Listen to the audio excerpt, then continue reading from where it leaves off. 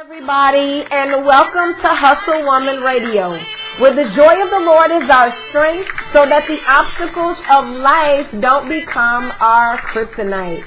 This is the station where you will learn, laugh, and get loved on. I'm your host, the Hustle Woman herself, Aquila Maddox, and I'm also known as the Inspirationalist. I have a passion to see women walk in joy, peace, and love within themselves as well as their relationships. And that causes a major impact in your productivity as well as your self-esteem. Because I don't want to see my queens depressed and unaware of their self-worth. Ladies and gentlemen, I am super excited to be with you here on another amazing Sunday. I hope you all had a wonderful day. If you went to worship, I hope worship was amazing for you. I hope you had an opportunity to connect with the Father in a way like never before. And if you were able to relax at home, I hope and pray that you were able to connect with your family, because God honors that just the same. And so anyway, today I'm super excited because I actually was like, I want to do a little special dedication here to the single moms. I was able to participate in an amazing event on yesterday, and it was a woman empowerment event, and I would like to give a special shout out to Kelsey. You did an amazing job, sis. Thank you so much for allowing me to be a part of such an amazing and an awesome opportunity. There were so many women there, I'm telling you, that were just empowering. It was just overwhelming. And I must say the Inspirationalist truly had a phenomenal time. I definitely walked away with some amazing nuggets. Do you hear me? I am just dirt in a dress. I'm dirt in pumps. And either way, I am able to be dirt created by God, being able to be a reflection of His glory. It was just amazing. Divine did an amazing job with a baby on the hip, giving her amazing peace. She does spoken word. Check her out. She's actually one of my friends on Facebook now. Yay! So had an opportunity to connect with Divine. First had the opportunity to see her at Home Base, which is hosted by the amazing Harold Branch, otherwise known as HB. And so anyway, it was just amazing. Met some comedians that absolutely were just fun. I tell you, Comedian Rain was in the building. We also had Aisha Renee in the building. Just amazing, you guys. Some amazing vendors that were also women who are out there doing their own thing. And you know, Hustle Woman is the modern day Proverbs 31 woman. So it's a reflection of our ability, again, to operate in our capacity where we own businesses, take care of families. I saw a lovely lady there who had her grandson right there helping in her business of essential oils. So it was just amazing, a phenomenal time. If you missed it, I tell you, look forward to seeing more about, her up and coming event. She's going to make this thing annual, you guys. So I look forward to next year, and I'm sure it'll be just as phenomenal, if not greater. But anywho, I met a young lady, and she was a single mom. And she said that I really was able to be a blessing to her. So it just placed it on my heart. Just a very passionate place is being a single mom. And it's not because I wear it as, oh my gosh, it's something that I'm ashamed of, or I don't want to do, or, I want a different story. This is why Mary J is going in the background of I'm just fine. I wouldn't trade my life. I wouldn't change my story. I'm just fine, just the way I am. And so anyhow, I wanted to take this opportunity to really address all my single moms out there and just love on you. I shared something that I want to reiterate again at this very moment, and it's that every woman, I believe, is a wife. And my reasoning for saying that is because I believe being a wife is a heart posture. I believe it's a position that it goes beyond the I do. It starts in your mind and it starts in your heart. And in that, I believe we all are on the same playing field. So now that takes away from me seeming to be a less than because you have a husband and I don't. And it actually puts you now in a space, if you are married, to empower me as a woman who may be in the waiting. And even if I'm not in the waiting, what I even do as a single mom is I promote healthy relationships within other couples.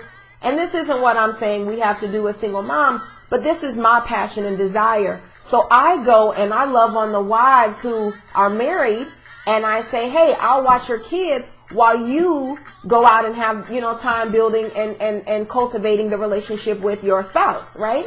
So this is my position, because I believe, truth be told, my heart and your heart is in the same place, which is to see families thrive. And I don't think that my family, because I don't have a husband, should do any worse than your family because you do. And so that puts us in a place where, again, we are better able to work together. And so anyhow, with that being said, here's what I wanted to share. Man, it is some amazing women all throughout the Bible. And some of them had even became widows. And that means that they were without husbands. They were without that father figure in their life as well. And although you may not be widowed by someone passing away, but I want you to know that God has a special place in his heart for you. Because let me tell you, even when he said in his scripture that I will father the fatherless, he gave an account for the reality that there will be men who will not be in their position. That there will be children who will miss the opportunity to have that male role model right there in their home. But it does not take away from them in the aspect of God saying, listen, I am forever going to be their provider, and I'm also going to be there as a head and an authority in your life. And with that being said, man, I want you to know that God, he was saying that we had a capacity suitable enough for he and I, or you and him, to join on a team and still rear beautiful children. And I don't want us to apologize for our story. God is so intentional that he even allowed those very stories, because he knew that once we start piecing all of these things together, all of the circumstances, all of the struggles, all of the frustrations, and when you start piecing all of that together, you really start to see how God is even just that much more amazing. Because I know for me, when I became a single mother with my son, I think I was just excited alone, to be honest with you, to just prove to myself that I could take care of my family, that I could take care of my son.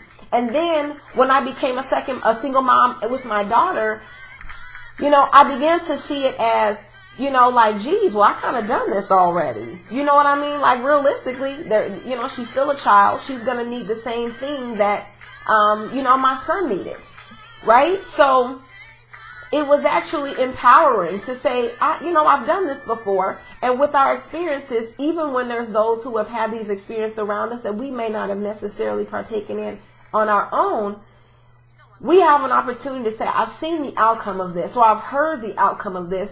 And because of that, I already know that I can succeed, because I've seen other women walk this road of singleness while still going to school, where they're still managing a business in corporate America, regardless of whatever it is that they're doing. And you've seen them come out on top as a winner. And that's to provide an example that you can win just the same.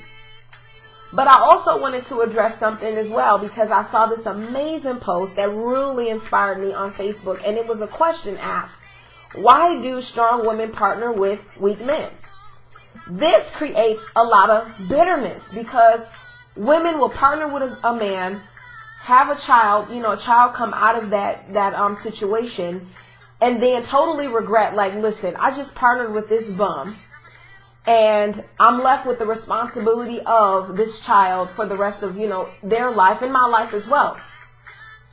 But I really want to encourage you to know that we've often heard it said that behind every great man is a great woman, or behind every successful man, is a strong woman. That realistically speaks to our ability to influence. God created us to influence. I mean, look at Adam and Eve and him making her out of an internal place. Believe it or not, all through the scriptures even, and we can see it present day right here, our greatest influence is not our beauty, which is fleeting. It is not the way we dress, and it honestly doesn't last. The most influential aspect of who we are is connected to, and it starts with our insides, which is why God allowed us to be connected to the inner parts of the man, because now we're going to be able to, we have the ability to pull on a heartstring of man in a whole nother way. God gave us access to that. So what does that mean? It means that I want you to be aware of who you are and to know the power of your influence. Because it's not through your experiences that you become a weaker vessel. It's through our experiences that it actually reveals our strength. And so the more that we spend time cultivating our character and developing who we are and our gifts and our skill sets, the greater we become in our capacity. And even with that, it also empowers our influence. Because now God is going to use all of that. When you think of like the Proverbs 31 woman, which you know this is Hustle Woman Radio, this is what we're built on. This is the foundation of the very fact that we're even here right now.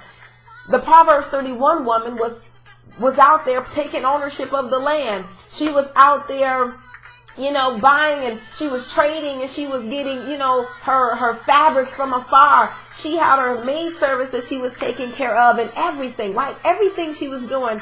And her husband was sitting at the gates receiving the praise. Now, here's the thing. Believe it or not, she would not have been able to be as successful if she wasn't humble and still confident in knowing all of who she was.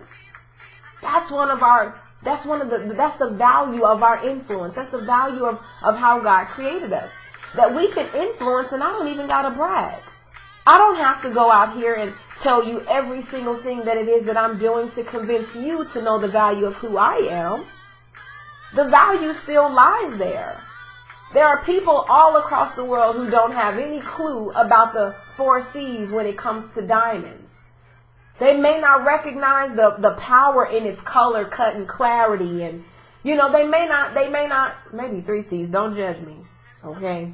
But either way, they may not know the value of that, of the cut in and of itself, which helps it take the light and then reflect it in a way that shows all the pretty colors. They may not know the value of the cut, the round, the oval, the heart-shaped diamond now, and things like that. Like, they may not know the value of that. But it doesn't take away from the fact that the diamond still has value. So just because you may have an experience and you even partner up with a person who you may classify as being a weaker vessel than you, it does not mean that it's a reflection of your weakness.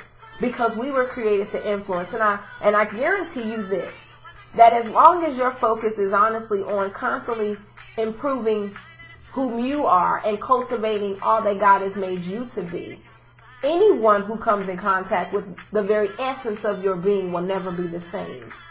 Because if we mimic Jesus, which is who I'm following, he wasn't out to convince everybody to understand and know who he was. He wasn't even out there to influence people in a very direct way. A lot of his influence was indirect. Someone may have heard about a great work that he did, and then they wanted to, as a result, get to know him. So with that being said, nothing is wasted. The indirect influence as well as the direct influence. None of your experience has been by accident. You may feel like you've lost out because you may want a partner and you want to connect with somebody. But understand that that still adds to who you are. You learn more about yourself each and every opportunity. And I'll say this, that experiences lived are just experiences, but experiences learned become wisdom. So don't make apologies for being a single mom. It's actually not all that bad. Because we have the ability just the same, being on the same playing field, to still influence life change in those around us. We teach our children how, despite our circumstances and what may appear to be a lopsided team, we still win. Because life is not always fair. But with God, we know that we will still always win.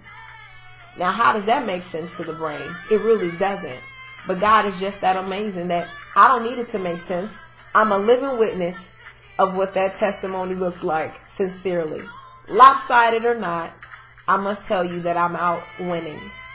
So I hope that in some way that I was able to be an encouragement to you today. I hope that you walk away wanting to focus more on who you are and who God has created you to be. Focus on purpose. That means with intention and what God has created you to do. And I guarantee you, that's a life-changing phenomenon in and of itself. I kid you not. To focus on purpose. This is the Inspirationalist. Super excited again for women to know the value of who they are, understand their amazing capacity, and be able to walk in their purpose. Until next time, I'm not going to change my life.